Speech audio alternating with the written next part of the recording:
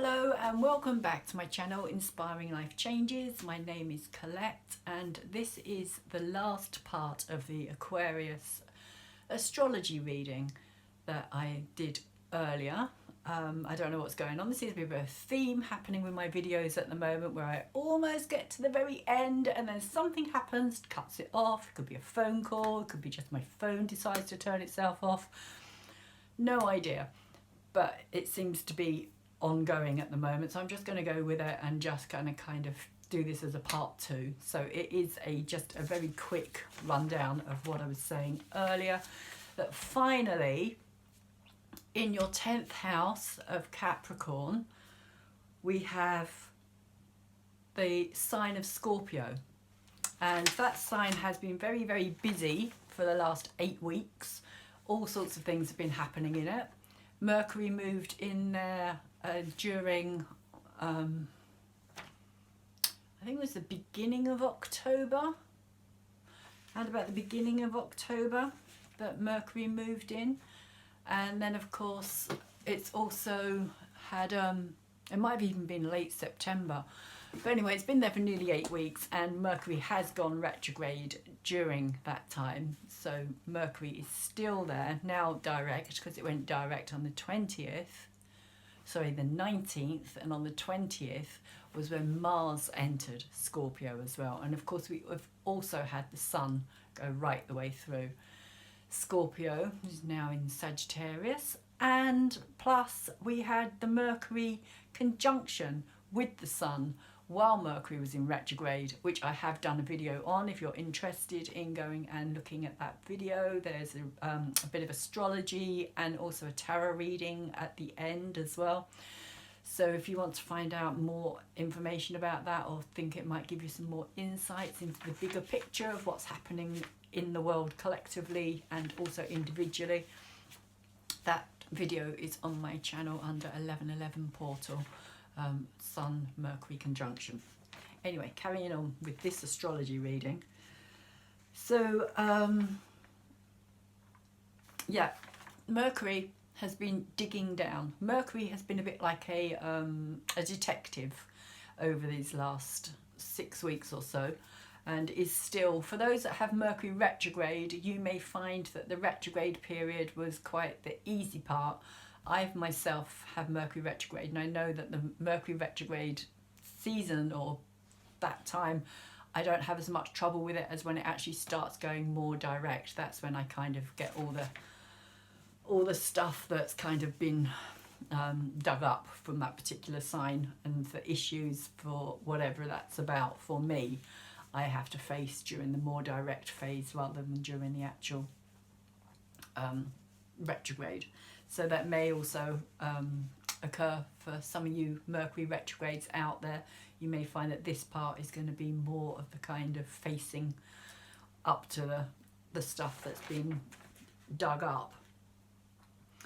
And so because for you Scorpio, this has been in the sign of Capricorn, or in the house of Capricorn should I say, I get the feeling that this has got a lot to do with kind of the father figure, and also the men in your life, that kind of, the father figure is always the first man in our life, whether that's a biological father or a substitute father. Even an absent father as well can have that kind of effect on us, in the sense of how we respond and react to the men that come into our lives, whether that's a personal relationship or just kind of friendships. But there will always be this kind of background kind of energy, shall we say, of how the father figure played a part in our lives. And for you, this is what the Mercury retrograde has really been about, I feel. Yeah, finding out. Mercury has been kind of delving down into the underworld, because Scorpio is the underworld. It's the kind of nether regions. It's the part of ourselves that we keep hidden and secret and kind of reserved, and maybe even from ourselves as well. We kind of bury things really deep when it comes to Scorpio. If you've got planets in Scorpio, if you've got points in Scorpio, then you'll probably be somebody who understands that kind of and not so much secretive energy, although there is an element to that as well, but kind of just more not necessarily wanting to share everything so openly with people, and kind of keeping things more to yourself kind of energy in many ways. So yeah, so it's been delving down into the kind of really depths of the emotions, of the kind of knowing and the sensing. And Mercury kind of has had that since it's been through this conjunction with the sun as well. Mercury has been kind of lit up and been kind of looking right into the very sort of dark corners and the depths of the emotions around the issue of your father figure, shall we say, because that is the Capricorn energy. Also maybe to do with to do with establishment and how we cope with establishment figures, and people who maybe want to kind of have some control over us as well. There could be those kind of issues as well. Maybe also how you want to have control over others as well. That could also have been coming up as well. But again, that could also go back to the father figure. Because that is the axis at the moment as well, with the kind of the node thing that's going on, as I was talking about earlier, with the south node in Capricorn and the north node in Cancer. And now you've got all this Scorpio stuff going on in your 10th house of Capricorn. So it may well, Aquarius, have been quite a large, might have played quite a large part. And also because of the Mercury aspect as well, it could be something that's been kind of playing on your mind. Your mind has had to kind of, you know, try and work things out logically, and you may have found that that's not been as possible as you normally would be able to cope with things, because of the because Mercury has been submerged deep within those kind of scorpionic, plutonic kind of depths of the underworld. But really kind of Mercury's kind of bringing this stuff up in order for us to kind of look at it and to kind of let it go, and to forgive as well, and to forgive ourselves or yourselves, Aquarius, with any part that you may feel that you've played within the memories that are going to be coming up for you, and the feelings and the emotions that are going to be coming up for you. Any part that you may feel that you played within the story as well. Forgiveness is really the key here. And it's not always something that Scorpio finds easy to do, because Scorpio does have this tendency of having this kind of want or urge for kind of revenge as well. It has this kind of sting in its tail, Scorpio, that kind of can get you back years and years later when you're not even aware of what's happening. Scorpios can suddenly kind of just turn and just, you know, be quite vengeful. So there could also be elements of that as well. Watch out for kind of wanting to seek revenge over something that kind of has been painful and hurtful for you. So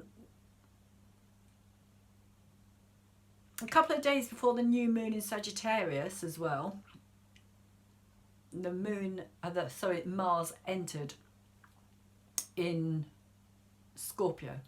Entered into Scorpio, and it immediately went into an opposition with Uranus in Taurus, the opposite sign of Scorpio.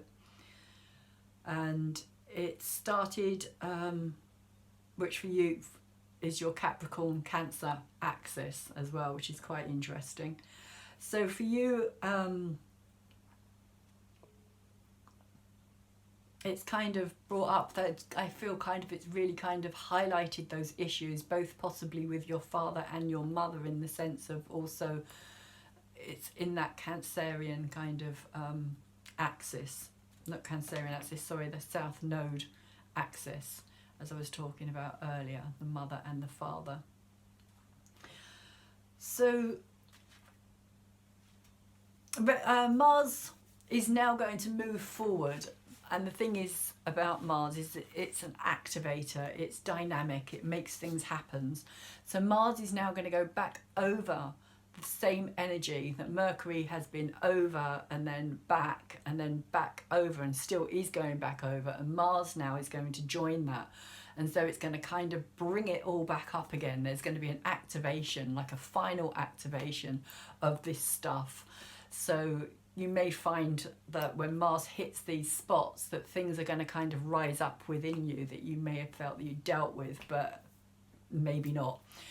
But Mars will also be cutting off that energy, because that's also what Mars does. It cuts off energies as it moves past. So once you've kind of, Mars has gone through and kind of swept up whatever has been left behind, that will be kind of over and done with. You will have kind of been given that opportunity, shall we say, to finish it and to let it go, to release it, to kind of have another kind of healing process as well, because Scorpio does have that ability of not only being the Scorpio, but also the eagle that kind of rises above things and can kind of see things from a bigger, broader perspective. And then of course you also have the Phoenix.